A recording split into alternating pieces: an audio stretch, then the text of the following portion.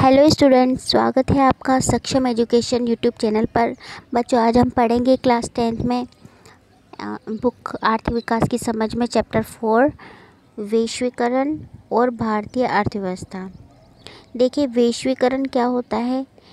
वैश्वीकरण का मतलब है विश्व की अर्थव्यवस्था को देशों की अर्थव्यवस्था से जोड़ना, मतलब सभी को मिलजुल कर काम करना, सारे विश्व भर में उद्योगों का फैलना, अर्थव्यवस्था के जितने भी साधन हैं उन सब का एक दूसरे से जुड़कर कार्य करना। और भारतीय अर्थव्यवस्था, भारत की अर्थव्यवस्था के बारे में हम यहाँ पढ़ेंगे। देखिए, आज विश्व में उपभोक्ता के रूप में हम में से कुछ के सामने वस्तुओं और सेवाओं के विस्तृत विकल्प हैं। विश्व के शीर्षस्थ विनिर्माताओं द्वारा निर्मित डिजिटल कैमरे, मोबाइल फ़ोन और टेलीविज़न के नवीनतम मॉडल हमारे लिए सुलभ हैं। हमेशा भारत की सड़कों पर गाड़ियों के नए मॉडल देखे जा सकते हैं। पता है आप सभी को कि आजकल चीज़ें मिलना बहुत ही आसान हो गई हैं। नए नए मोबाइल फ़ोन, नए डिजिटल कैमरे, नए नए टेलीविज़न, नई नई गाड़ियाँ, ये सब हर जगह मिलने लग गई हैं। और वो दिन गुजर गए जब भारत की सड़कों पर केवल एम्बेसडर और फिएट कार दिखती थी। आज भारतीय विश्व की लगभग सभी शीर्ष कंपनियों द्वारा निर्मित कारें खरीद रहे हैं। अनेक दूसरी वस्तु के ब्रांडों में भी इसी प्रकार की तीव्र वृद्धि देखी जा सकती है। कमीज़ों से लेकर टेलीविज़न और प्रसंस्कृत फलों के रस तक, मतलब हर चीज़ में नए ब्रांड आ रहे हैं। हर चीज़ में, टेलीविज़न हो या कपड़े हों या जूस हो या फिर गाड़ी हो, मोबाइल हो, डिजिटल कैमरे हो या कुछ भी हो, इन सब में हम नई चीज़ें देख सकते हैं। हमारे बाज़ारों में वस्तुओं के बहुव्यापी विकल्प अपेक्षाकृत नवीन परिघटना है। कुछ ही वर्षों में हमारा जो बाज़ार है वो पूर्णतः परिवर्तित हो जाएगा। ऐसा क्यों हो रहा है? वो इसलिए हो रहा है क्योंकि वैश्वीकरण हो रहा है, क्योंकि विश्व की अर्थव्यवस्था को देशों की अर्थव्यवस्था से जोड़ा जा रहा है। तो सभी देश मिलजुल कर काम कर रहे हैं, इसलिए नई नई चीज़ें, हर देश का अपना टैलेंट है, हर देश के अपने विचार हैं, तो वो सभी मिलकर नई नई चीज़ें उत्पादित कर रहे हैं और इसी से हमें भी उसका फ़ायदा हो रहा है।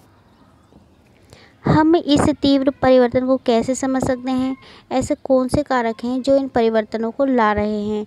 ये परिवर्तन लोगों का जीवन कैसे प्रभावित कर रहे हैं, ये हम देखेंगे इस लेसन में कि ये जो परिवर्तन है ये कैसे आ रहे हैं, इसको और आगे हम कैसे बढ़ा सकते हैं, ये लोगों के जीवन में किस प्रकार से ये प्रभावित कर रहे हैं, इससे हम देखेंगे आगे। देखिए, यहाँ एक पॉइंट दिया हुआ है, अंतर्देशीय उत्पादन। ये अंतर्देशीय उत्पादन क्या है कि देश का दूसरे देशों से, एक देश का दूसरे देशों से उत्पादन होना, मतलब मिलजुल कर कार्य करना एक दूसरे देशों के साथ। देखिए कैसे। 20वीं शताब्दी के मध्य तक उत्पादन मुख्यतः देश की सीमाओं के अंदर ही था। इन देश की सीमाओं को लांघने वाली वस्तुओं में केवल कच्चा माल, खाद्य पदार्थ और तैयार उत्पाद ही थे। पहले क्या होता था 20वीं शताब्दी तक कि जो उत्पादन होता था, व्यापार होता था, वो देश के अंदर ही था सीमित। और जब जो चीज़ें जाती थी बाहर, वो क्या थी? कच्चा माल, खाद्य पदार्थ और तैयार जो पैक्ड सामान थे वो जाते थे। भारत जैसे उपनिवेशों से कच्चा माल व खाद्य पदार्थ निर्यात होते थे और तैयार वस्तुओं को आयात किया जाता था। ये कच्चा माल और खाद्य पदार्थ ये तो जाते थे दूसरे देशों में, और जब वो तैयार हो जाते तो फिर वो वापस आते थे। व्यापार ही दूरस्थ देशों को आपस में जोड़ने का मुख्य ज़रिया था। यह बड़ी कंपनियों, जिन्हें बहुराष्ट्रीय कंपनियां कहते हैं, इनके परिदृश्य पर उभरने से पहले का युग था। मतलब जब तक बहुराष्ट्रीय कंपनियां नहीं थीं, अभी बताएंगे आपको कि बहुराष्ट्रीय कंपनियां क्या हैं। तो जब तक बहुराष्ट्रीय कंपनियां नहीं थी तब तक ऐसा होता था कि जो उत्पादन होता था, व्यापार होता था, वो देश के अंदर ही सीमित था, इतना बाहर नहीं था। अब बहुराष्ट्रीय कंपनी क्या है कि वह कंपनी जो एक से अधिक देशों में उत्पादन पर नियंत्रण अथवा स्वामित्व रखती हो। मतलब ऐसी कंपनियां जो एक देश से अधिक देशों पर अपना नियंत्रण और स्वामित्व रखती हो। बहुराष्ट्रीय कंपनियां उन प्रदेशों में कार्यालय तथा उत्पादन के लिए कारखाने स्थापित करती हैं जहां उन्हें सस्ता श्रम और अन्य संसाधन भी मिल सकते थे। जो बहुराष्ट्रीय कंपनियां थी वो क्या करती थी कि जहां पे उनका सस्ता श्रम मिलता था, सस्ते संसाधन मिलते थे, वहीं पे वो अपने कारखाने स्थापित करती थी। उत्पादन लागत में कमी करने तथा अधिक लाभ कमाने के लिए बहुराष्ट्रीय कंपनियां ऐसा करती थी। तो अभी आपको पता चल गया होगा कि बहुराष्ट्रीय कंपनियां क्या हैं। ऐसी कंपनियां जिनका एक से अधिक देशों पर नियंत्रण हो, स्वामित्व हो, और जब से बहुराष्ट्रीय कंपनियां आई तब से अंतर्देशीय उत्पादन स्टार्ट हो गया। देखिए इसके लिए एक उदाहरण दिया हुआ है नीचे, वो हम देखेंगे।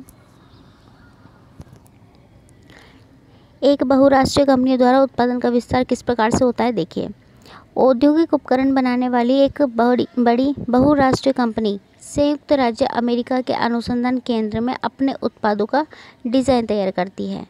सबसे पहले वो क्या करती है कि अमेरिका में डिज़ाइन तैयार करती है उत्पादों का, और उसके पुर्जे चीन में भी निर्मित होते हैं। उस उत्पाद के जो पुर्जे हैं, जैसे कोई मशीन है, उस मशीन का डिज़ाइन तैयार करा अमेरिका में, उसके जो पुर्जे हैं, जो नट बोल्ट हैं, वो चीन में तैयार हुए। फिर इन्हें जहाज़ में लाद कर मैक्सिको और पूर्वी यूरोप ले जाया जाता है, जहां उपकरण के पुर्जों को जोड़ा जाता है। सबसे पहले क्या हुआ कि अमेरिका से उत्पाद का डिज़ाइन तैयार हुआ, उसके बाद उसके जो पुर्जे थे वो चीन में बने। अब उन्हें ले जाया गया मैक्सिको और पूर्वी यूरोप। वहाँ पे क्या हुआ कि उन पुर्जों को जोड़ा गया। तैयार उत्पाद को विश्व भर में बेचा जाता है। इस बीच कंपनी की ग्राहक सेवा का भारत स्थित कॉल सेंटरों के माध्यम से संचालन किया जाता है। अब जब ये सभी काम हो गया तो लास्ट में क्या होता है कि भारत में कॉल सेंटरों के माध्यम से इसका प्रमोशन किया जाता है, इसको बेचा जाता है। बेचने की जो इसकी तकनीक है वो तैयार की जाती है। तो इससे हमें पता चलता है कि जो एक बहुराष्ट्रीय कंपनी है वो एक से अधिक देशों पर उसका नियंत्रण है, इसलिए वो जगह जगह पर उसे फैला रही है, और सभी जो देश हैं वो मिलकर उत्पादन कर रहे हैं, उसको विनिर्माण कर रहे हैं। तो इसलिए यह हो गया अंतर्देशीय उत्पादन, और इसे ही कहेंगे वैश्वीकरण। अभी हम देखेंगे कि इस उदाहरण में और क्या बताया गया है। इस उदाहरण में बहुराष्ट्रीय कंपनी केवल वैश्विक स्तर पर ही अपना तैयार उत्पाद नहीं बेच रही, बल्कि अधिक महत्वपूर्ण यह है कि वस्तुओं और सेवाओं का उत्पादन विश्व स्तर पर कर रही है। मतलब सिर्फ तैयारी नहीं कर रही वो अलग अलग देशों में, बल्कि वो उनको बेच रही है, उनको विश्व स्तर पर उसका उत्पादन भी कर रही है। इससे क्या हुआ है कि उत्पादन प्रक्रिया क्रमशः जटिल ढंग से संगठित हुई है। अब बहुत ही जटिल हो गई, क्योंकि अलग अलग देशों में उसने इसका उत्पादन किया है, लास्ट में फिर इसे दूसरे देश के माध्यम से इसे बेच रही है। उत्पादन प्रक्रिया छोटे भागों में विभाजित है और विश्व भर में फैली हुई है। इस उदाहरण में चीन एक सस्ता विनिर्माण केंद्र होने का लाभ प्रदान करता है।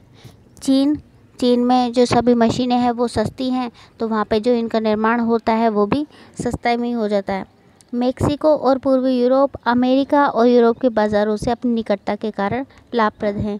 मेक्सिको और जो पूर्वी यूरोप है वो अमेरिका और यूरोप के बाज़ारों से उनकी निकटता है, इसलिए उनमें भी जाता है। भारत में अत्यंत कुशल इंजीनियर उपलब्ध हैं जो उत्पादन के तकनीकी पक्षों को समझ सकते हैं। यहाँ अंग्रेजी बोलने वाले शिक्षित युवक भी हैं जो ग्राहक देखभाल सेवाएं उपलब्ध करा सकते हैं। अब भारत में क्यों होता है कॉल सेंटरों के माध्यम से संचालन? वो इसलिए होता है क्योंकि यहाँ पे अच्छे इंजीनियर हैं और देशों के मुकाबले यहाँ पे अच्छे अंग्रेजी भी बोल लेते हैं जो सभी को समझ में आ जाए, और जो ग्राहक होते हैं उनसे वो अच्छी तरह बात कर सकते हैं। ये सभी चीज़ें बहुराष्ट्रीय कंपनी की लागत का लगभग 50-60% बचत कर सकती है। इसलिए वास्तव में सीमाओं के पार बहुराष्ट्रीय उत्पादन प्रक्रिया के प्रसार से असीमित लाभ हो सकता है। तो अंतर्देशीय अगर उत्पादन होगा तो इससे सभी को बहुत लाभ होगा। आगे हम देखेंगे विश्व भर के उत्पादन को एक दूसरे से जोड़ना। अब विश्व भर के उत्पादन को एक दूसरे से कैसे जोड़ते हैं? देखिए, बहुराष्ट्रीय कंपनियां उसी स्थान पर उत्पादन इकाई स्थापित करती हैं जो बाज़ार के नज़दीक हो, जहां कम लागत पर कुशल और अकुशल श्रम उपलब्ध हो, और जहां उत्पादन के अन्य कारकों से उपलब्धता सुनिश्चित हो। जो बहुराष्ट्रीय कंपनियां हैं वो कहाँ अपना कारखाने और अपने जो उत्पादन की इकाई हैं वो कहाँ स्थापित करती हैं? जो बाज़ार के पास हो, जहाँ कम लागत हो और कम लागत में कुशल मज़दूर मिल जाए, उन्हें सस्ता श्रम मिल जाए, उन्हें वहीं वो जो अपनी कंपनी है, जो अपने कारखाने हैं वो स्थापित करती है। बहुराष्ट्रीय कंपनियां सरकारी नीतियों पर भी नज़र रखती है जो उनके हितों का देखभाल करती हैं। इन परिस्थितियों को सुनिश्चित करने के बाद ही बहुराष्ट्रीय कंपनियां उत्पादन के लिए कार्यालयों और कारखानों की स्थापना करती है। तो ये सभी चीज़ें सोच समझकर वो अपने कारखाने और उत्पादों की जो उनकी निश्चितता है वो तय करती है। परिसंपत्तियों जैसे भूमि, भवन, मशीन और अन्य उपकरणों की खरीद में व्यय की गई मुद्रा को निवेश कहते हैं। बहुराष्ट्रीय कंपनियों द्वारा किए गए निवेश को विदेशी निवेश कहते हैं। बहुराष्ट्रीय कंपनियां जो निवेश करती है उसे कहते हैं विदेशी निवेश। कोई भी निवेश इस आशा से किया जाता है कि परिसंपत्तियां लाभ अर्जित करेंगी। अगर हम कोई भी इन्वेस्ट करते हैं, निवेश करते हैं, तो हम क्या लाभ रखते हैं कि उससे ज़्यादा हमें मिले, उससे ज़्यादा हमारा फ़ायदा हो जितना कि हमने निवेश किया है। कभी कभी बहुराष्ट्रीय कंपनियां इन देशों की स्थानीय कंपनियों के साथ संयुक्त रूप से उत्पादन करती है। संयुक्त उत्पादन से स्थानीय कंपनी को दोहरा लाभ होता है। पहला तो ये कि बहुराष्ट्रीय कंपनियां अतिरिक्त निवेश के लिए धन प्रदान कर सकती है, जैसे कि तीव्र उत्पादन के लिए मशीनें खरीदने के लिए। और दूसरा, बहुराष्ट्रीय कंपनियां उत्पादन की नवीनतम प्रौद्योगिकी अपने साथ ला सकती है। इससे इनको दो लाभ होते हैं। कौन कौन से लाभ होते हैं कि पहला तो ये कि वो निवेश के लिए धन प्रदान कर सकती है, जैसे उनको मशीनें खरीदनी हो या फिर नए नए उत्पाद खरीदने हो तो उसके लिए। और दूसरा ये कि ये जो कंपनियां हैं ये उत्पादन की नवीनतम प्रौद्योगिकी अपने साथ ला सकती हैं। लेकिन कई बार ऐसा हो जाता है कि जो मज़दूर होते हैं वो हड़ताल करने लग जाते हैं। उन्हें जब कम मज़दूरी मिलती है तो वो चाहते हैं कि हमें अधिक मज़दूरी मिले, हमें अच्छा माहौल मिले, ये सब होता है। तो फिर जो बहुराष्ट्रीय कंपनियां हैं वो क्या करती हैं, वो सोचती हैं कि अब हमें यहाँ नहीं रहना चाहिए, अब हमें यहाँ से कहीं और स्थापित कर देना चाहिए। जैसे इसमें बताया है कि हम इस कारखाने को दूसरे देश में स्थानांतरित कर देंगे, यहाँ पे बहुत ही खर्चीला हो गया है। अब इसको पता चल गया कि यहाँ पे जो है इनकी मांग क्या है कि इन्हें अधिक मजदूरी दो, बेहतर माहौल दो, अच्छे संसाधन मिलने चाहिए, सब कुछ अच्छा मिलना चाहिए। तो ये क्या सोचते हैं कि यहाँ से निकल के कहीं और ही अपना कारखाने स्थापित करते हैं।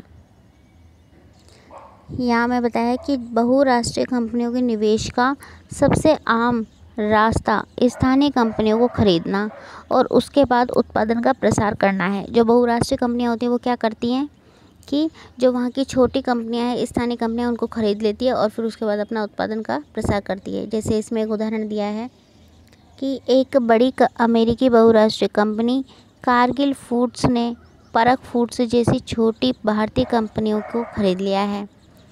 एक बड़ी कंपनी है कारगिल फूड्स, जिसने छोटी कंपनी परक फूड्स को खरीद लिया। परक फूड्स ने भारत के विभिन्न भागों में एक विशाल विपणन तंत्र तैयार कर रखा था। अब जो परक फूड्स है वो बहुत ही फेमस थी, उसके ब्रांड से कई चीज़ें चलती थी। तो जहाँ उसके ब्रांड काफ़ी प्रसिद्ध थे, परक फूड्स के 4 तेल शोधक केंद्र भी थे, जिस पर अब किसका अधिकार हो गया, कारगिल का अधिकार हो गया। कि जितनी भी जो भी प्रसिद्धि थी उसकी परक फूड्स की, जितने भी ब्रांड चलते थे, जो भी चीज़ें थी उसकी, जहाँ जहाँ उसका अपना उसका नियंत्रण था, वो अब किसके नियंत्रण में हो गया, कारगिल फूड्स के नियंत्रण में हो गया। अब कारगिल 50 लाख पैकेट प्रतिदिन निर्माण क्षमता के साथ भारत में खाद्य तेलों की सबसे बड़ी उत्पादक कंपनी बन गई है। तो इसका मतलब क्या है कि जो बहुराष्ट्रीय कंपनियां हैं वो क्या करती हैं, अपने फ़ायदे के लिए जो वहाँ की स्थानीय कंपनियां हैं उनको ख़रीद लेती है और फिर जो प्रसिद्धि उनको मिली हुई है स्थानीय कंपनियों को, जितने ब्रांड उनके चल रहे हैं, तो वो उन सब पर भी उसका अधिकार हो जाता है। तो जो जगह उनकी थी छोटी कंपनियों की, वो अब बड़ी कंपनियों की हो जाती हैं।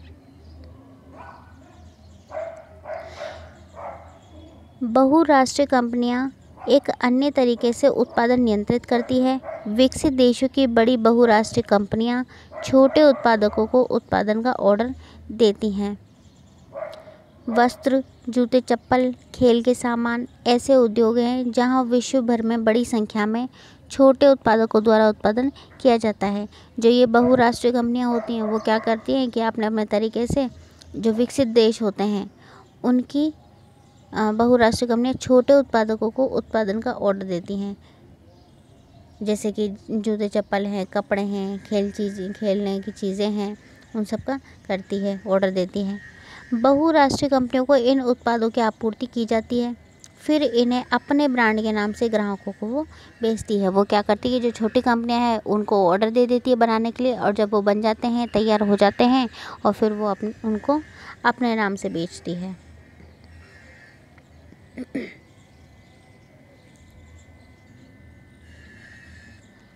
हम देखते हैं कि बहुराष्ट्रीय कंपनियां कई तरह से अपने उत्पाद कार्य का प्रसार कर रही हैं और विश्व के कई देशों की स्थानीय कंपनियों के साथ पारस्परिक संबंध स्थापित कर रही हैं। ये कैसे कर रही हैं कि जो छोटी कंपनियां, जो स्थानीय कंपनियां हैं, उनको ख़रीद लेती हैं, उन पर अपना नियंत्रण स्थापित कर लेती हैं, फिर उनको ऑर्डर देती हैं, और जो उनको ऑर्डर देती हैं, फिर जब वो प्रोडक्ट तैयार हो जाता है, फिर उन्हें अपने नाम से वो दूर दूर के स्थानों पर वो फैला देती हैं। इससे क्या होता है कि उनके उत्पादन का प्रसार हो जाता है। नेक्स्ट पॉइंट हम देखते हैं, विदेश और व्यापारों का एकीकरण। देखिए, लंबे समय से विदेश व्यापार विभिन्न देशों को आपस में जोड़ने का मुख्य माध्यम रहा है। विदेशी व्यापार क्या है? वही कि दूसरे देशों में व्यापार करना, एक दूसरे देशों से। तो देशों को आपस में जोड़ने का मुख्य माध्यम क्या है? व्यापार। इतिहास में आपने भारत और दक्षिण एशिया को पूर्व और पश्चिम के बाज़ारों से जोड़ने वाले व्यापार मार्गों और इन मार्गों से होने वाले गहन व्यापार के बारे में पढ़ा होगा। हम हिस्ट्री में भी पढ़ते हैं कि समुद्री जहाज़ों से या समुद्र के माध्यम से व्यापार होता है। आपको यह भी याद होगा कि व्यापारिक हितों के कारण ही व्यापारिक कंपनियां जैसे ईस्ट इंडिया कंपनी भारत की ओर आकर्षित हुई। आखिरकार विदेशी व्यापार का बुनियादी कार्य क्या है? सरल शब्दों में कहें तो विदेश व्यापार घरेलू बाज़ारों अर्थात अपने देश के बाज़ारों से बाहर के बाज़ारों में पहुंचने के लिए उत्पादों को एक अवसर प्रदान करता है। उत्पादक केवल अपने देश के बाज़ारों में ही अपने उत्पाद नहीं बेच सकते, बल्कि विश्व के अन्य देशों के बाज़ारों में भी प्रतिस्पर्धा कर सकते हैं। इसी प्रकार दूसरे देशों में उत्पादित वस्तुओं के आयात से खरीदारों के समक्ष उन वस्तुओं के घरेलू उत्पाद के अन्य विकल्पों का विस्तार हो जाता है।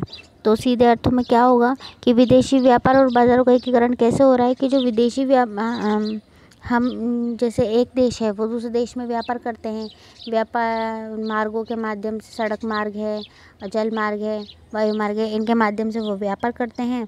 और जो घरेलू बाज़ार हैं अपने देश के बाहर के बाज़ारों में पहुंचने के लिए उत्पादों का एक अवसर प्रदान करते हैं।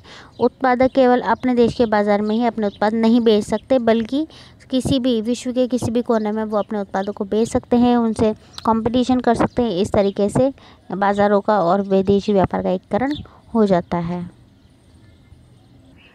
सामान्यतः व्यापार के खुलने से वस्तुओं का एक बाज़ार से दूसरे बाज़ार में आवागमन होता है।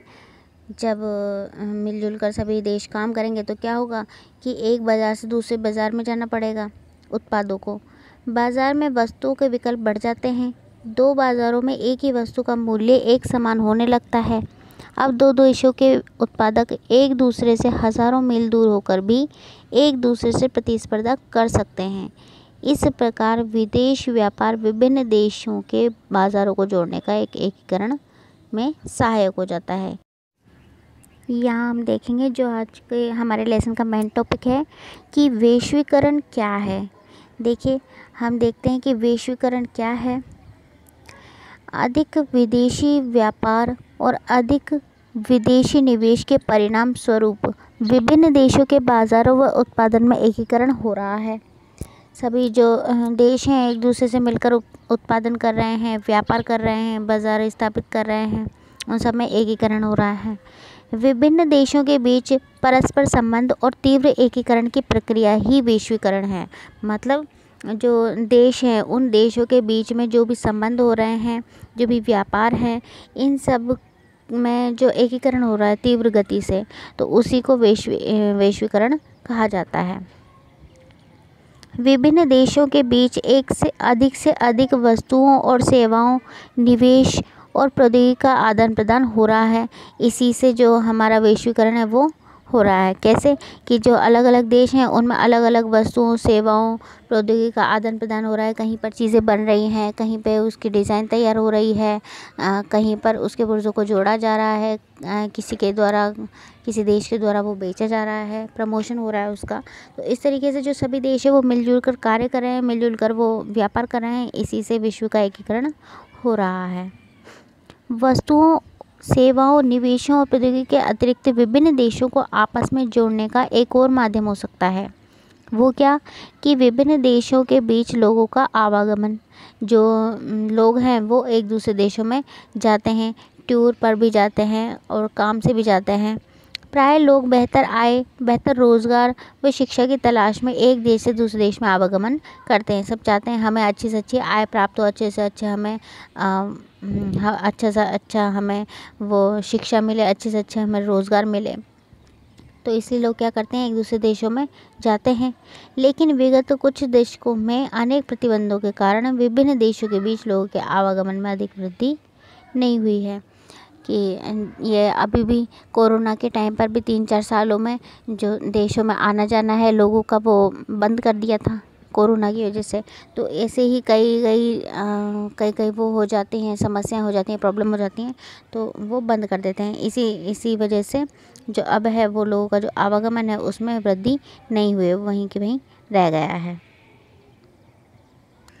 आगे हम देखेंगे वैश्वीकरण को संभव बनाने वाले कारक। जो विश्व को इकट्ठा करने वाले जो कारक हैं, संपूर्ण विश्व को एक साथ करने वाले जो कारक कौन से हैं। विगत 50 वर्षों में परिवहन प्रौद्योगिकी में बहुत उन्नति हुई है। इससे लंबी दूरियों तक वस्तु का तीव्रतर आपूर्ति को कम लागत पर संभव किया जा सकता है। कि क्या हुआ है, 50 वर्षों में लंबी दूरी तय करने के लिए अनेक यातायात के साधन बन गए हैं, परिवहन के साधन बन गए हैं। जिससे क्या होता है कि समय भी कम लगता है और लागत भी कम लगती है। तो एक कारक तो हो गया परिवहन।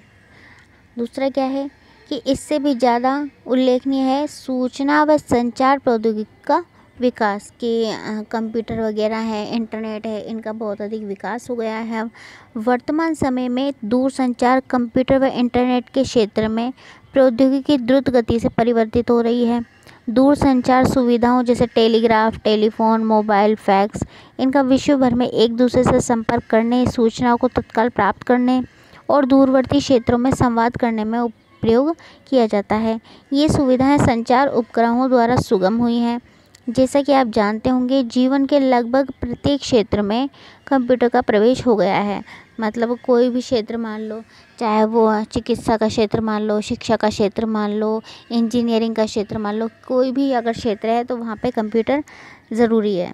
आपने इंटरनेट के चमत्कारिक संसार में भी प्रवेश किया होगा, जहाँ जो कुछ भी आप जानना चाहते हैं लगभग उसकी जानकारी प्राप्त कर सकते हैं नेट पर और सूचनाओं को आपस में बांट सकते हैं। इंटरनेट से हम तत्काल इलेक्ट्रॉनिक डाक मेल भेज सकते हैं और अत्यंत कम मूल्य पर विश्व भर में बात कर सकते हैं। तो क्या हुआ है, इससे वैश्वीकरण से क्या क्या लाभ हुए हैं कि एक तो परिवहन है उनके इस्तेमाल में वृद्धि हुई है। दूसरा है सूचना और संचार प्रौद्योगिकी। तो हम किसी भी क्षेत्र में जाएं, विश्व के किसी भी क्षेत्र में जाएं, या जैसे शिक्षा में जाएं, या हम चिकित्सा में जाएं, या फिर किसी भी क्षेत्र हो, कोई भी रोज़गार हो, सब में आजकल कंप्यूटर बहुत ज़रूरी हो गया है। और इसी के माध्यम से हम एक देश से दूसरे देश में सूचना आदान प्रदान कर सकते हैं और तुरंत ही जो अपने समस्याएं हैं वो भी हम एक दूसरे तक पहुंचा सकते हैं। आगे नेक्स्ट पॉइंट हम देखते हैं विदेशी व्यापार और विदेशी निवेश का उदारीकरण। देखिए उदारीकरण का क्या मतलब है। उदारीकरण का मतलब होता है कि किसी भी चीज़ से प्रतिबंध का हटना, मतलब किसी भी चीज़ से जो रुकावट आ रही है उसको हटाना। देखते हैं, हम भारत में चीनी खिलौनों के आयात वाले उदाहरण पर वापस लौटते हैं। मान लीजिए कि भारत सरकार खिलौनों के आयात पर कर लगाती है, तो क्या होगा कि इसका अर्थ है कि जो इन खिलौनों का आयात करना चाहते हैं, जो इनको ख़रीदना का चाहते हैं, उन्हें इन पर कर देना होगा। अब क्या होता है कि जैसे चीन में खिलौने बनते हैं, चीन में खिलौने इसलिए बनते हैं क्योंकि वहाँ पर जो मशीनें वगैरह हैं वो सब सस्ती हैं, तो सस्ते खिलौने आते हैं वहाँ से। लेकिन जब भारत सरकार खिलौनों पर खिलौनों के आयात पर कर लगाती है तो क्या होता है कि जो इन खिलौनों को ख़रीदना चाहते हैं उन्हें इस पर कर देना होगा, एक्स्ट्रा पैसे देने होंगे। कर के कारण खरीदारों को आयातित खिलौनों की अधिक कीमत चुकानी होगी। चीन के खिलौने अब भारत के बाज़ारों में इतने सस्ते नहीं रह जाएंगे और चीन से उनका आयात अपने आप ही ख़त्म हो जाएगा। भारत के खिलौना निर्माता अधिक समृद्ध हो जाएंगे। अब इससे क्या होगा कि वो भारत में आए खिलौने अब भारत में जब वो बेचा जाएगा तो उनसे एक्स्ट्रा चार्ज लिया जाएगा, उनसे इसका टैक्स लिया जाएगा। तो वो जब खिलौना है वो महंगे हो जाएंगे, वो अब सस्ते नहीं रहेंगे। तो इससे जो भारत है वो अधिक समृद्ध हो जाएगा। किस वजह से? क्योंकि उन्हें ज़्यादा पैसे मिलेंगे, ज़्यादा उन्हें अपना जो इन्वेस्ट किया था उन्होंने वो उसका ज़्यादा फ़ायदा उन्हें मिलेगा।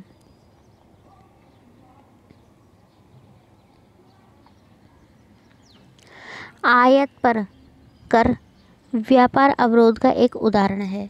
व्यापार में अब अवरोध कौन लगाता है? आयात पर कर वही। अगर ख़रीद रहे हैं तो उस पर ज़्यादा पैसे लिए जा रहे हैं, तो इससे ही रुकावट आती है। इसे अवरोधक इसलिए कहा गया है क्योंकि यह कुछ प्रतिबंध लगाता है। सरकारें व्यापार अवरोधक का प्रयोग विदेश व्यापार में वृद्धि या कटौती करने और देश में किस प्रकार की वस्तुएं कितनी मात्रा में आयातित होनी चाहिए ये निर्णय करने के लिए कार्य कर सकती है। स्वतंत्रता के बाद भारत सरकार ने विदेश व्यापार व विदेश निवेश पर प्रतिबंध लगा रखा है। देश के उत्पादकों को विदेशी प्रतिस्पर्धा से संरक्षण प्रदान करने के लिए यह अनिवार्य माना गया है कि स्वतंत्रता के बाद से क्या करती है कि जो भारत सरकार है उसने विदेशी व्यापार विदेश निवेश पर प्रतिबंध लगा रखा है। लेकिन उसके कुछ सालों बाद ही क्या हो गया, करीब 1991 में, स्वतंत्रता के बाद तो उस पर प्रतिबंध था, लेकिन 1991 के प्रारंभ से नीतियों में कुछ दूरगामी परिवर्तन किए गए। सरकार ने यह निश्चय किया कि भारतीय उत्पादकों के लिए विश्व के उत्पादकों से प्रतिस्पर्धा करने का समय आ गया है। यह महसूस किया गया कि प्रतिस्पर्धा से देश में उत्पादकों के प्रदर्शन में सुधार होगा क्योंकि उन्हें अपनी गुणवत्ता में सुधार करना होगा। इस निर्णय का प्रभावशाली अंतर्राष्ट्रीय संगठनों ने समर्थन किया। अब क्या हुआ 1991 के बाद कि उन्होंने ये प्रतिबंध हटा दिया। उनको लगा कि जब विश्व के विभिन्न देशों में प्रतिस्पर्धा होगी तभी विकास होगा, तो इस विकास को लाने के लिए ही उन्होंने ये किया कि जो प्रतिबंध था उसको हटाकर उदारीकरण की स्थापना वहाँ पर कर दी।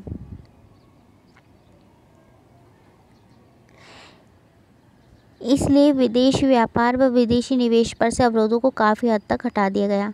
इसका अर्थ है कि वस्तुओं का आयात निर्यात सुगमता से किया जा सकता था और विदेशी कंपनियां यहाँ अपने कार्यालय और कारखाने स्थापित कर सकती थी। अब क्या हुआ कि वो जो था उस पर प्रतिबंध था वो तो हटा दिया और अब आसानी से एक दूसरे देश में आयात निर्यात कर सकते थे और जो विदेशी कंपनियां हैं वो अपने कार्यालय कारखाने किसी भी देश में खोल सकती थी। सरकार द्वारा अवरोधों अथवा प्रतिबंधों को हटाने की प्रक्रिया उदारीकरण के नाम से जानी जाती है। सरकार ने जब इन पर से प्रतिबंध हटा दिया, अवरोध हटा दिए, तो उसी प्रक्रिया को क्या कहते हैं? उदारीकरण कहते हैं। व्यापार के उदारीकरण से व्यवसायियों को मुक्त रूप से निर्णय लेने की जो अनुमति मिली है, वे क्या आयात या निर्यात करना चाहते हैं वो इसकी अनुमति उन्हें मिल गई है। नेक्स्ट पॉइंट हम पढ़ेंगे विश्व व्यापार संगठन। देखिए, विश्व व्यापार संगठन को इंग्लिश में बोलते हैं वर्ल्ड ट्रेड ऑर्गेनाइजेशन, जिसे शॉर्ट में कहा जाता है WTO। कई बार ऐसा भी क्वेश्चन आ जाता है कि WTO की फुल फॉर्म बताइए हिंदी में या इंग्लिश में, कुछ भी, तो वर्ल्ड ट्रेड ऑर्गेनाइजेशन। तो ये एक ऐसा संगठन है जो व्यापार होते हैं अंतर्राष्ट्रीय स्तर पर, उसमें कोई भी रुकावट पैदा नहीं होने देता, मतलब सभी प्रतिबंधों को ये हटाता है। इसके बारे में हम आगे पढ़ेंगे। देखिए, विश्व व्यापार संगठन WTO एक ऐसा संगठन है जिसका ध्येय अंतर्राष्ट्रीय व्यापार को उदार बनाना है। उदार बनाना का मतलब वही है जो मैंने आपको बताया कि किसी भी तरह का जो प्रतिबंध है उसको हटाना। विकसित देशों की पहल पर शुरू किया गया विश्व व्यापार संगठन अंतर्राष्ट्रीय व्यापार से संबंधित नियमों को निर्धारित करता है। कि ये जो संगठन है ये किसने तैयार करा है? विकसित देशों ने तैयार किया है। ये देखता है कि उसमें जो भी नियम बनाए गए हैं, व्यापार से संबंधित जितने भी नियम हैं उन सभी का पालन हो। वर्तमान में विश्व के लगभग 164 देश विश्व व्यापार संगठन के सदस्य हैं। वर्तमान में कितने देश हैं? 164 देश हैं जो इसके सदस्य हैं। जबकि विश्व व्यापार संगठन सभी देशों को मुक्त व्यापार की सुविधा देता है। मुक्त व्यापार का मतलब है कि किसी भी तरह का कोई प्रतिबंध ना हो। परंतु सब व्यवहार में ये देखा गया है कि विकसित देशों ने अनुचित ढंग से व्यापार अवरोधकों को बरकरार रखा है।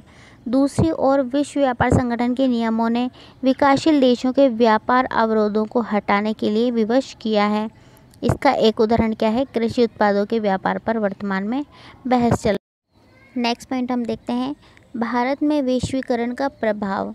अब जब वैश्वीकरण हो रहा है, एक दूसरे देश में उत्पादों का आदान प्रदान हो रहा है, व्यापार हो रहा है, तो उसका भारत पर क्या प्रभाव पड़ रहा है, भारत की अर्थव्यवस्था पर क्या प्रभाव पड़ रहा है? देखिए, वैश्वीकरण और उत्पादकों, स्थानीय व विदेशी दोनों के बीच बृहत्तर प्रतिस्पर्धा से उपभोक्ताओं, विशेषकर शहरी क्षेत्रों में धनी वर्ग के उपभोक्ताओं को लाभ हुआ है। सबसे ज़्यादा इसका लाभ किसे होता है? जो शहरी क्षेत्र में जो धनी हैं, अमीर वर्ग हैं, उन्हें होता है। इन उपभोक्ताओं के समक्ष पहले से अधिक विकल्प हैं और वे अब अनेक उत्पादों की उत्कृष्ट गुणवत्ता और कम कीमत से लाभान्वित हो रहे हैं। अब इससे क्या हो रहा है कि जो अमीर लोग हैं उन्हें अगर चीज़ें कम पैसों में मिलेंगी, सस्ती मिलेंगी, तो उन्हें बहुत ही ज़्यादा लाभ होगा, और वो भी उत्कृष्ट गुणवत्ता वाली।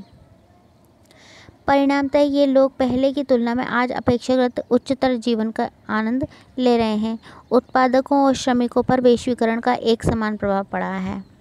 पहला ये कि विगत 20 वर्षों में बहुराष्ट्रीय कंपनियों ने भारत में अपने निवेश में वृद्धि की है, जिसका अर्थ है कि भारत में निवेश करना उनके लिए अच्छा रहा है, उनके लिए लाभप्रद रहा है। बहुराष्ट्रीय कंपनियों ने शहरी इलाकों के उद्योगों जैसे सेल फोन, मोटर गाड़ियों, इलेक्ट्रॉनिक उत्पादों, ठंडे पेय पदार्थों और जंक खाद्य पदार्थों व बैंकिंग जैसी सेवाओं के निवेश में उन्होंने रुचि दिखाई है। इन उत्पादों के अधिकांश खरीदार संपन्न वर्ग के लोग के हैं। इन उद्योगों और सेवाओं में नए रोजगार उत्पन्न हुए हैं। तो इससे क्या हुआ है, भारत पर क्या क्या प्रभाव पड़े हैं? इससे ये हुआ है कि जो अमीर लोग हैं, अमीर उपभोक्ता हैं, उन पर उन्हें कम कीमत पर अच्छी गुणवत्ता की चीज़ें मिल रही हैं, तो उनका जीवन और ज़्यादा अच्छा हो गया है, उनका जीवन स्तर और ज़्यादा उच्च हो गया है। इसका जो प्रभाव नहीं पड़ा वो लोग हैं उत्पादक और श्रमिक, जो उन पर इसका कोई प्रभाव नहीं पड़ा, क्योंकि उनके लिए जैसा पहले था वैसा ही अब है। और जैसे मोटर गाड़ियां हैं, सेलफोन वगैरह हैं, ठंडे पेय पदार्थ, जंक खाद्य, बैंकिंग सेवाओं, इनमें इन्होंने रुचि दिखाई है, क्योंकि उनमें ज़्यादा अच्छा प्रॉफिट होता है। तो एक प्रभाव तो वो पड़ा था। दूसरा ये है कि अनेक शीर्ष भारतीय कंपनियां बड़ी हैं, प्रतिस्पर्धा से वो लाभान्वित हुई हैं। इन कंपनियों ने नवीनतम प्रौद्योगिकी और उत्पादन प्रणाली में निवेश किया और अपने उत्पादक मानकों को ऊंचा उठाया है। कुछ ने विदेशी कंपनियों के साथ सफलतापूर्वक सहयोग कर लाभ अर्जित किया है। वैश्वीकरण ने कुछ बड़ी भारतीय कंपनियों को बहुराष्ट्रीय कंपनियों के रूप में उभरने के योग्य बनाया है, जैसे कि Tata Motors, Infosys, Ranbaxy, Asian paints, Sundaram farms. तो ऐसी ये भारतीय कंपनियां हैं जिन्होंने क्या किया है कि इन कंपनियों को बहुराष्ट्रीय कंपनियों के रूप में उभरने दिया है, जो विश्व स्तर पर अपने क्रियाकलापों का प्रसार कर रही हैं। वैश्वीकरण ने सेवा प्रदाता कंपनियों, विशेषकर सूचना और संचार प्रौद्योगिकी वाली कंपनियों के लिए नए अवसर का सृजन किया है। भारतीय कंपनियों द्वारा लंदन स्थित कंपनी के लिए पत्रिका का प्रकाशन और कॉल सेंटर इसके उदाहरण हैं। तो वैश्वीकरण से क्या हुआ है कि भारत में भी नए नए आयाम उत्पन्न हुए हैं और भारत में उत्पादन की प्रक्रिया बढ़ी है, और जो स्तर है लोगों का, जो स्तर है वो भी बढ़ा है। उनके जो क्रियाकलाप हैं उनमें भी परिवर्तन हुआ है। यहाँ हम देखेंगे कि वैश्वीकरण से जो छोटे उत्पादक हैं और जो श्रमिक हैं उन पर क्या प्रभाव पड़ा है। देखिए, कि जो छोटे उत्पादक हैं उनसे वैश्वीकरण ने क्या चुनौती खड़ी करी कि या तो प्रतिस्पर्धा करो या फिर नष्ट हो जाओ, या तो कंपटीशन करो हमारे साथ। दूसरी जो बड़ी कंपनियां वो कहती हैं कि या तो कंपटीशन करो या फिर अपना जो बिज़नेस है वो ख़त्म कर दो, बंद कर दो। तो इसके लिए नीचे एक उदाहरण बताया है, उसमें हम देखेंगे कि किस प्रकार से ये हुआ है। रवि को ये अपेक्षा नहीं थी कि उसे एक उद्योगपति के रूप में अपने जीवन की छोटी अवधि में ही संकट का सामना करना पड़ेगा। एक रवि नाम का व्यक्ति है, वो एक बिजनेसमैन है। रवि ने सन 1992 में तमिलनाडु के एक औद्योगिक शहर होसूर में संधारित्रों का निर्माण करने वाली अपनी कंपनी शुरू करी और बैंक से उसने लोन लिया। अब संधारित्र क्या होते हैं? जो ट्यूबलाइटों, टीवी इनमें काम में आते हैं, इलेक्ट्रॉनिक चीज़ होती हैं वो इसमें काम में आती है। उनका उसने बिजनेस शुरू किया और बैंक से लोन ले लिया। 3 वर्षों के भीतर वह अपने उत्पादन का विस्तार करने में सक्षम हो गया और उसकी कंपनी में 20 कर्मचारी काम करने लग गए। जो उसका उद्योग है वो धीरे धीरे फैलने लग गया और 20 कर्मचारी उसके अंडर में काम करने लग गए। अपनी कंपनी चलाने में उसका संघर्ष तब प्रारंभ हुआ जब सरकार ने सन 2001 में विश्व व्यापार संगठन के समझौते के अनुसार संधारित्रों के आयात पर से प्रतिबंधों को हटा दिया। जब उसके आयात पर से जब कर हटा दिए गए, जो कर लगता था वो हटा दिया गया, प्रतिबंध हटा दिया गया, तब उसका संघर्ष चालू हुआ। वो कैसे? कि उसके जो मुख्य ग्राहक थे उनमें टेलीविज़न कंपनियां थीं जो टेलीविज़न सेटों का निर्माण करने के लिए संधारित्रों सहित विभिन्न पुर्जे थोक में खरीदती थी और टेलीविज़न सेटों का निर्माण करती थी। लेकिन जो बहुराष्ट्रीय कंपनियां हैं उनके ब्रांडों से कंपटीशन ने भारतीय टेलीविज़न कंपनियों को बहुराष्ट्रीय कंपनियों के लिए संयोजन कार्य करने के लिए विवश कर दिया। उनमें से कुछ जब संधारित्र खरीदती थी तो वह इनका आयात करना पसंद करती थी, क्योंकि आयातित सामानों की कीमत रवि जैसे लोग द्वारा निर्धारित कीमत से आधी होती थी। अब होता क्या था कि जिस कीमत में रवि सामान देता था उससे आधी कीमत में दूसरे जो कंपनियां थी, बहुराष्ट्रीय कंपनियां थी, वो करती थी। तो इससे जो रवि की कंपनी है उसको घाटा होने लग गया और रवि वर्ष 2000 में निर्मित संधारित्रों से आधे से भी कम संधारित्रों का निर्माण करता है और उसके लिए केवल 7 श्रमिक कार्य कर रहे हैं, क्योंकि सभी चले गए छोड़ के। रवि के अनेक दोस्तों ने जो हैदराबाद और चेन्नई में इसी व्यवसाय में थे, अपनी इकाई उन्होंने बंद कर दी। उनकी जो ब्रांच थी वो उन्होंने बंद कर दी, क्योंकि इनको घाटा होने लग गया, क्योंकि इनसे कोई आयात नहीं करता था। बैटरी संधारित्र, प्लास्टिक, खिलौने, टायरों, डेयरी उत्पादों व खाद्य तेल के उद्योग ऐसे उदाहरण हैं जहां प्रतिस्पर्धा के कारण छोटे विनिर्माताओं पर कड़ी मार पड़ी। कई इकाइयां बंद हो गईं, जिसके चलते अनेक श्रमिक बेरोजगार हो गए। भारत में लघु उद्योगों में कृषि के बाद सबसे अधिक श्रमिक नियोजित हैं। कृषि के बाद जो सबसे ज़्यादा रोजगार करते हैं वो कहाँ करते हैं? लघु उद्योगों में करते हैं। भारत के व्यक्ति जो सबसे ज़्यादा कृषि से जुड़े हुए हैं, उसके बाद दूसरे नंबर पर जुड़े हुए हैं वो हैं लघु उद्योग। तो इससे हमें पता चलता है कि वैश्वीकरण ने जहां अमीरों को और अमीर किया है, उनके जीवन स्तर को और सुधारा है, वहीं जो छोटे श्रमिक हैं, जो छोटे उत्पादक हैं, उनके जीवन में उन्होंने कड़ी चुनौती पैदा कर दी है वैश्वीकरण ने। नेक्स्ट हम देखेंगे प्रतिस्पर्धा और अनिश्चित रोजगार, कि जब इन सब में प्रतिस्पर्धा हो गई है तो रोजगार कैसे अनिश्चित हो गया है, कैसे यह असंगठित क्षेत्र में चले गए हैं। देखें, वैश्वीकरण और प्रतिस्पर्धा के दबाव ने श्रमिकों के जीवन को व्यापक रूप से प्रभावित किया है। बढ़ती स्पर्धा के कारण अधिकांश नियोक्ता इन दिनों श्रमिकों को रोजगार देने में लचीलापन पसंद करते हैं। इसका अर्थ है कि श्रमिकों का रोजगार अब सुनिश्चित नहीं रहा। पहले तो क्या था कि जो संगठित क्षेत्र में थे उनका रोजगार सुनिश्चित था, बिल्कुल फिक्स था कि वो काम करें या ना करें उन्हें वेतन मिलेगा, लेकिन अब ऐसा नहीं है। हम देखते हैं कि भारत में वस्त्र निर्यात उद्योग प्रतिस्पर्धा के दबाव को कैसे सहन करते हैं। देखिए, अमेरिका और यूरोप में वस्त्र उद्योग की बड़ी बहुराष्ट्रीय कंपनियां भारतीय निर्यातकों को वस्तुओं की आपूर्ति के लिए ऑर्डर देती है। अमेरिका और यूरोप में जो बहुराष्ट्रीय कंपनियां हैं वो भारतीय जो कंपनियां हैं उनको ऑर्डर देती हैं। विश्वव्यापी नेटवर्क से युक्त बड़ी बहुराष्ट्रीय कंपनियां लाभ को अधिकतम करने के लिए सबसे सस्ती वस्तुएं खोजती हैं। इन बड़े ऑर्डर को प्राप्त करने के लिए भारतीय वस्त्र निर्यातक अपनी लागत कम करने की सोचते हैं। वो सोचते हैं कि हमें जो ऑर्डर मिला है उसमें हम कम से कम लागत लगाएं ताकि हमें ज़्यादा फ़ायदा हो। चूँकि कच्चे माल पर लागत में कटौती नहीं की जा सकती, इसलिए नियोक्ता श्रम लागत में कटौती करने की कोशिश करते हैं। अब कच्चा माल अगर बनाते हैं तो उसमें कटौती नहीं कर सकते, क्योंकि जब कच्चा माल ही ख़राब रहेगा तो वो आगे का तो वो बन ही नहीं सकता, इसलिए वो उसमें कटौती नहीं कर सकते। इसलिए क्या करते हैं, जो श्रमिक होते हैं उनके वेतन में कटौती करते हैं। जहाँ पहले कारखाने श्रमिकों को स्थायी आधार पर रोजगार देते थे, वहीं अब अस्थायी रोजगार देते हैं ताकि श्रमिकों को वर्ष भर वेतन नहीं देना पड़े। श्रमिकों को बहुत लंबे कार्य घंटों तक काम करना पड़ता है और अत्यधिक मांग की अवधि में नियमित रूप से रात में भी काम करना पड़ता है। मजदूरी काफ़ी कम है और श्रमिक अपनी रोजी रोटी के लिए अतिरिक्त समय में भी काम करने के लिए विवश हो जाते हैं। तो जो छोटे श्रमिक हैं उन पर इसका अत्यधिक प्रभाव पड़ता है।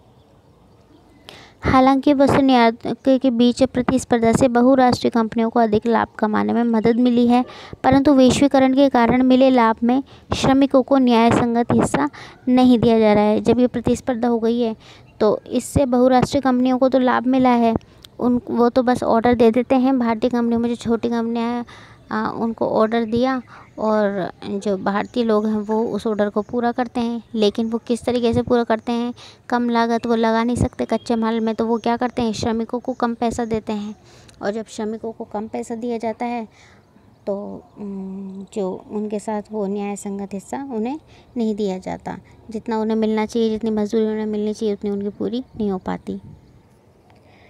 आज अधिकांश श्रमिक असंगठित क्षेत्र में नियोजित हैं। असंगठित क्षेत्र हमने पढ़ा था, सेकंड लेसन में पढ़ा था हमने कि संगठित क्षेत्रकों के बारे में। संगठित क्षेत्र क्या है और असंगठित क्या है। संगठित वो है जिसमें फिक्स वेतन हो, सैलरी हो और वो परमानेंट हो, और असंगठित वो है कि जिसमें परमानेंट नहीं हो और जिसको कोई लाभ ना मिले। यही नहीं, संगठित क्षेत्र में क्रमशः कार्य परिस्थितियां असंगठित क्षेत्र के समान होती जा रही हैं कि जो श्रमिक हैं वो संगठित क्षेत्र असंगठित क्षेत्र में तो है ही, बल्कि असंगठित क्षेत्र के जो व्यक्ति हैं उनकी भी जो कार्य परिस्थितियां हैं वो भी असंगठित क्षेत्र के जैसी हो गई हैं। संगठित क्षेत्र के श्रमिकों जैसे सुशीला को अब कोई संरक्षण और लाभ नहीं मिलता जिसका वह पहले उपभोग करती थी। एक सुशीला नाम की महिला थी जो जिसे पहले तो संगठित क्षेत्र में था, मतलब पहले उसे परमानेंट किया गया था, लेकिन जब धीरे धीरे ये हो गया, बहुराष्ट्रीय कंपनियों ने अपने नियंत्रण में ले लिया सब कुछ, तो उसे असंगठित क्षेत्र में कर दिया गया और उसे अपने जो मजदूरी थी उसके अलावा और कोई लाभ नहीं मिला, ना ही उसे छुट्टियों की तनख्वाह मिलती थी। पहले क्या होता था कि जब वो छुट्टी करती थी तो उसका भी वेतन उसे मिलता था, लेकिन अब ऐसा नहीं था, तो इससे उसे नुकसान हुआ है। नेक्स्ट पॉइंट है न्याय संगत वैश्वीकरण के लिए संघर्ष। अब वैश्वीकरण को न्याय संगत बनाने के लिए संघर्ष कैसे कर सकते हैं, देखिए। वैश्वीकरण को अधिक न्याय संगत कैसे बनाया जाए, इसके लिए क्या कर सकती है सरकार, इसके लिए कर सकती है कि इसे बनाने के लिए इसकी नीतियों को केवल धनी और प्रभावशाली लोगों को नहीं बल्कि देश के सभी लोगों के हितों का संरक्षण करना चाहिए। अपने सरकार द्वारा किए जाने वाले कुछ उपायों के बारे में पढ़ा होगा, जैसे कि सरकार ये सुनिश्चित करती है कि श्रमिक कानूनों का उचित कार्यान्वयन हो और श्रमिकों को अपने अधिकार मिलें। सरकार ये तय कर सकती है। यह छोटे उत्पादकों को कार्य निष्पादन में सुधार के लिए उस समय तक मदद कर सकती है जब तक वे प्रतिस्पर्धा के लिए सक्षम न हो जाएं। यदि ज़रूरी हुआ तो सरकार व्यापार और निवेश अवरोधकों का उपयोग कर सकती है। यह न्यायसंगत नियमों के लिए विश्व व्यापार संगठन के समझौते से भी कर सकती है। विश्व व्यापार संगठन में विकसित देशों के वर्चस्व के विरुद्ध समान हितों वाले विकासशील देशों को मिलकर लड़ना होगा। तो इसके लिए हम क्या क्या कर सकते हैं कि जो सरकार है वो ऐसे कानून बना सकती है जिससे वो अपनी जांच करके ये तय करे कि नियमों का पालन हो रहा है या नहीं हो रहा, कानूनों का उचित कार्यान्वयन हो रहा है या नहीं हो रहा, और वो जो कार्य निष्पादन है उसमें भी वो सुधार कर सकती है। और जब ऐसा होगा तो न्याय संगत वैश्वीकरण की स्वतः स्थापना हो जाएगी। लास्ट में इस लेसन का जो सार है वो दिया गया है, उसे हम देख लेते हैं। इस अध्याय में हमने वैश्वीकरण की वर्तमान अवस्था का अध्ययन किया कि अब वैश्वीकरण की क्या स्थिति है। वैश्वीकरण विभिन्न देशों के बीच तीव्र एकीकरण की प्रक्रिया है। यह आधिकारिक विदेशी निवेश और विदेशी व्यापार के द्वारा संभव हो रहा है। बहुराष्ट्रीय जो कंपनियां हैं वैश्वीकरण की प्रक्रिया में मुख्य भूमिका निभा रही हैं। अधिक से अधिक बहुराष्ट्रीय कंपनियां विश्व के उन स्थानों की खोज कर रही हैं जो उनके उत्पादन के लिए ज़्यादा सस्ते हों और श्रमिक भी उनको सस्ते मिलें। देशों के बीच उत्पादन को संगठित करने में प्रौद्योगिकी, विशेषकर सूचना प्रौद्योगिकी ने एक बड़ी भूमिका निभाई है। साथ ही व्यापार और निवेश के उदारीकरण ने व्यापार और निवेश अवरोधों को हटाकर वैश्वीकरण को सुगम बनाया है। अंतर्राष्ट्रीय स्तर पर विश्व व्यापार संगठन ने व्यापार और निवेश के उदारीकरण के लिए विकासशील देशों पर प्रभाव डाला है, जबकि वैश्वीकरण से धनी उपभोक्ता और कुशल, शिक्षित और धनी उत्पादक ही लाभान्वित हुए हैं, परंतु बढ़ती प्रतिस्पर्धा से अनेक छोटे उत्पादक और श्रमिक प्रभावित हो गए हैं। न्याय संगत वैश्वीकरण सभी के लिए सुअवसरों का सृजन करे और यह भी सुनिश्चित करेगा कि वैश्वीकरण के हितों के लाभों में सभी को बेहतर हिस्सेदारी मिले। तो इसका सार यही है, वैश्वीकरण से हमें लाभ तो हुआ है, लेकिन लाभ अधिकतर उन्हें हुआ है जो पहले से ही अमीर हैं, पहले से ही जिनके पास पैसा है, जिनका जीवन स्तर भी उच्च है, उन्हें अधिक लाभ हुआ है, और जो छोटे उत्पादक हैं, छोटे श्रमिक हैं, उन पर इसका विपरीत प्रभाव पड़ा है। तो आज हमारा ये लेसन कंप्लीट हो चुका है। अगर आपको वीडियो अच्छी लगी हो तो प्लीज़ लाइक सब्सक्राइब ज़रूर करें। धन्यवाद।